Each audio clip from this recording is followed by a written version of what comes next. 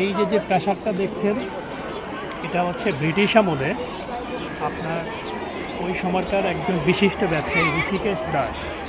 উনি হচ্ছে এই প্রাসাদটা নির্মাণ করেছিলেন। এবং ইতিহাস ঘাটলে যেটা দেখা যায় যে অনেকটা জেদের বশেই এই প্রাসাদটা উনি তৈরি করেছিলেন, যেহেতু সাধারণ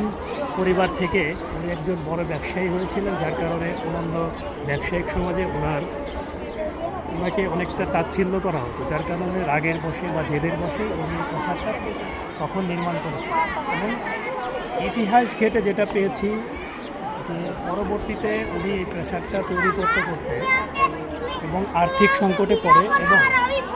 পরবর্তীতে এই প্রাসাদটা একজন মুসলিম এক ব্যবসায়ী উনি কিনে নেয় এবং তার থেকেই হাত বদল হতে হতে এখন বর্তমান সরকারের তত্ত্বাবধানে রয়েছে এই প্রাসাদটা। এবং এখানে দর্শনার্থীদের জন্য উন্মুক্ত করে দেওয়া হয়েছে এবং 30 টাকা টিকিট কেটে এখানে প্রচুর দর্শনার্থীরা দেখতে আসে এবং সাপ্তাহিক বন্ধ এখানে হচ্ছে রবিবার।